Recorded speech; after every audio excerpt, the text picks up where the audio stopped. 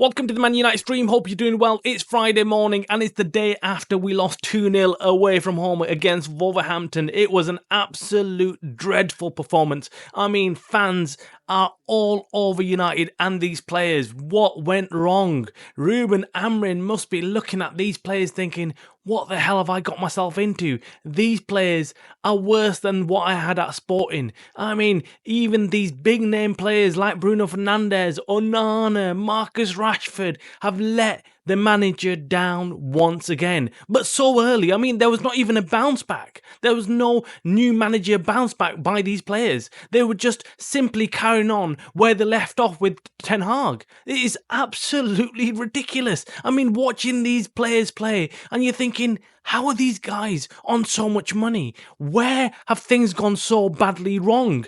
What are Ineos thinking?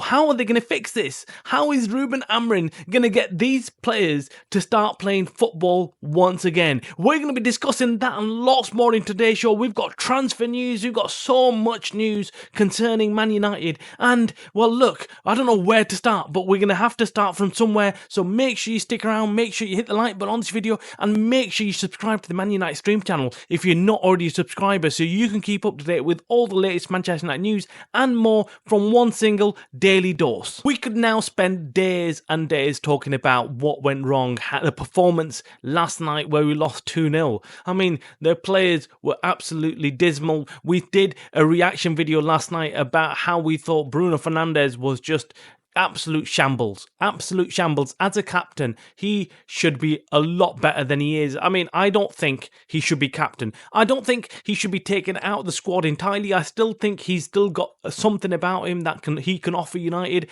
There's some fans, of course, saying that he should be out of the United squad, should not be playing for United, but I'm not going to go that far. I think Bruno still has a lot to offer. There's still a lot that he can do on that pitch for United, but I just don't think he's a leader.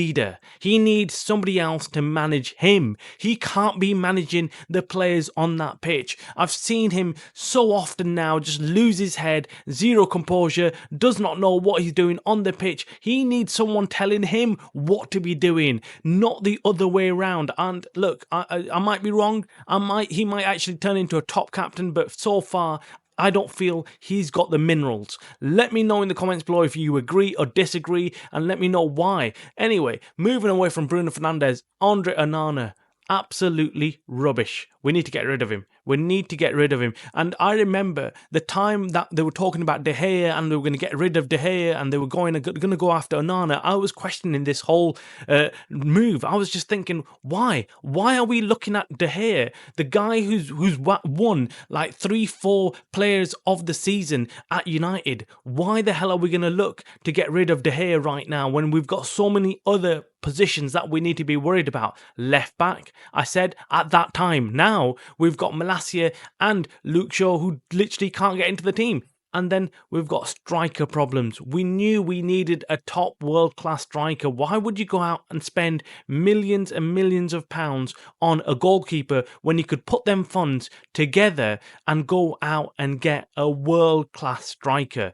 You know, we had Osimhen available at the time. We knew he was struggling at Napoli. We could have gone in and got him. Nope, we decided, no, we'll just go and get a goalkeeper instead. And this is where we're at right now, where we can't get any goals. We've got no forward threat. I mean, apart from Amad Diallo, but even he we knew was going to have an off day. And then what? Then who gets our goals? We know Rashford is not firing all cylinders, even though he looks good. He looks like he's improved from last season. But there's one thing we know about this United squad, which is as we get further on into their careers, these players stop playing. They stop playing. They just start off really good. Like Garnacho had a great season last season, but then he stopped playing this season. And you don't know what to do with him. You don't know whether to play him, whether to keep him on the bench. It's clearly not working. Whatever Ruben Amorim's done to him hasn't worked, because he came on yesterday and he just looked like a damp squid. And then we've got, who else have we got on that pitch? I mean, Mazraoui was playing well early this season, but then even he looks to have dropped off a little bit. I don't know what's wrong with him.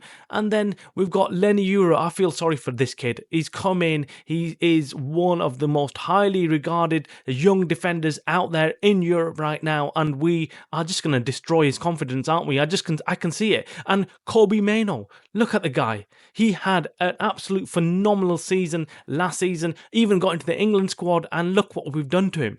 Look what we've done to him. He just looks like a half the player that he was last season.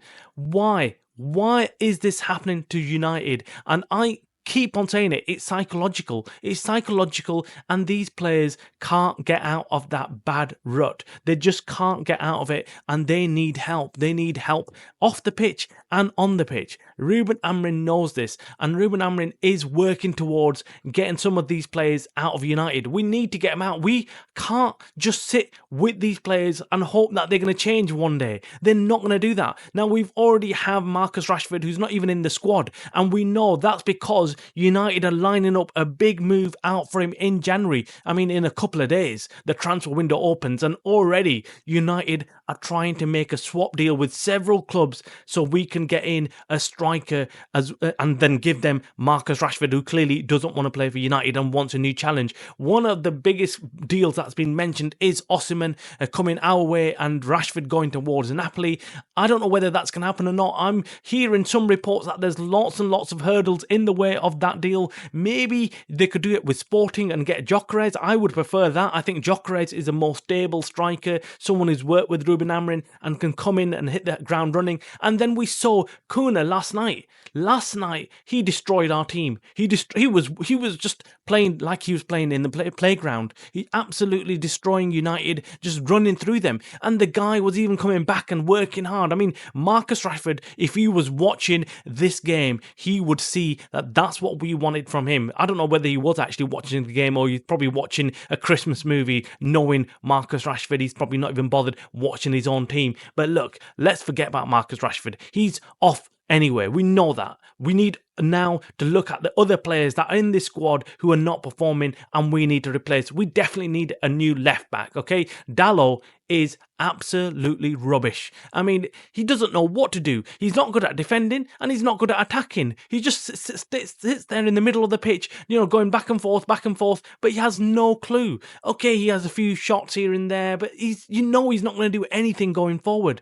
You know that. And you know that he's not going to do anything defensively either. So we've just got someone, look, I'm not going to take it out on him because that's not his position. Left back is not his preferred position. Yes, he's playing there. Of course he's going to play there. He's going to play for the team, but that's not his preferred position. Will he get into right back? Maybe not, but look, I personally think that we need to go out there and focus on bringing in a new left back. But the biggest problem we've got is we're a year on since Ineos took over and they've not really sorted anything out. Yes, they've made a few moves here and there and you look at it and think, okay, that's really good. They brought in Dan Ashworth, Jason Wilcox, obviously they brought in Omar Barada, and Omar Barada is the man who went in and brought Ruben Amorim to the club. But other than that, they've not really done much. I'm still not passing judgment on them just yet. I know that there's a long way to go. I think, look, Ineos are making the right moves. Whether they've worked or not, I don't believe they have currently. And I also don't like the fact that the Glazers are still at this club. I just think they just bring a bad omen to this United team. I think they need to be out.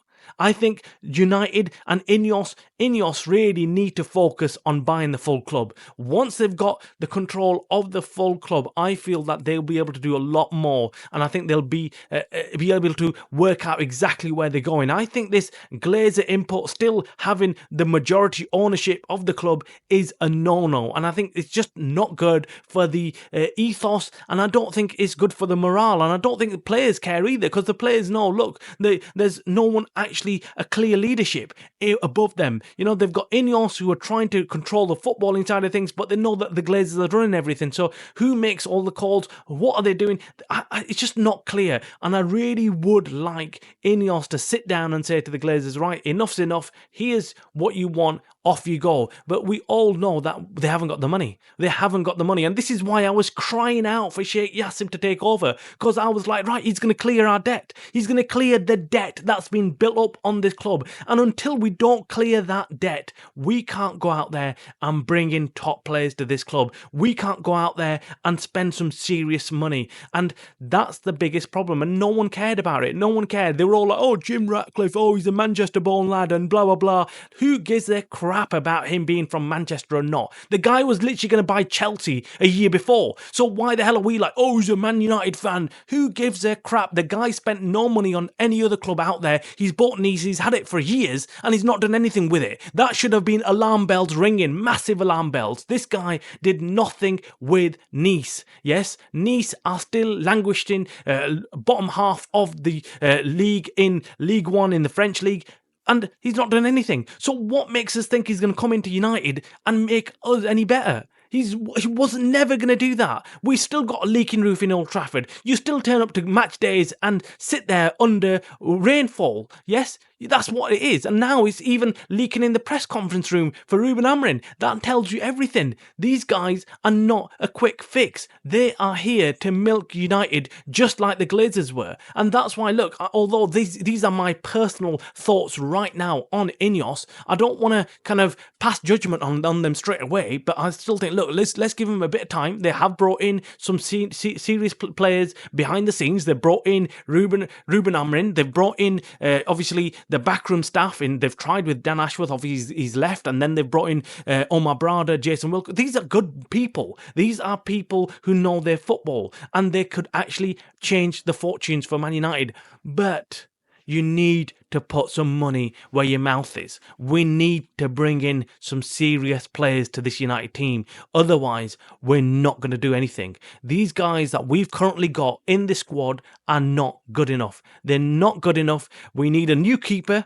I don't care what anyone says about Onana being good with his feet. Onana is crap. He is crap because he can't do the basics, what a goalkeeper should be doing. If you have got a goalkeeper who can't stop shots and can't catch the ball, forget everything else. Who cares about anything else? If he can't catch the ball, and teams are realising this. How many Premier League teams have we faced where they all know Onana can't catch the ball? Put the ball right in the area and he's not going to come out and catch it. So you've got a free header. You just need to beat the likes of Martinez, and that's not very hard. You can just literally tiptoe and you could overreach him and get a header in. And that's why he's even playing Harry Maguire, because Ruben Amorim knows this. Ruben Amorim knows that we've got a huge weakness in that defence. Hence why he's playing Harry Maguire to help out Martinez with clearing the box. That's what I think. Let us know in the comments below what you think about this United team. How do we go and sort this out? What do we do with Ineos? Do they need to bring in some top players? And if so, which players are you looking at thinking who should be coming in and who should be going out? It's a complete and utter mess right now, and I really don't have the answers, and I'm sure many of us will be scratching their heads thinking, what the hell will Ruben Amorim be doing next? We're going to have to keep a close eye on what happens with the transfer market, because in January, United cannot sit around. They cannot sit back and watch the January transfer window come and go. They need to make some serious moves. Whether they're going to get implicated in FFP or not, I'm not quite sure, but they need to offload some players that are not doing anything for this squad and this team, and bring in some new players that can actually start playing some serious football and start winning some games, or else we'll be looking at relegation. Make sure you hit the like button on this video. Make sure you subscribe. You're watching the Man United Stream channel, a channel by the fans for the fans.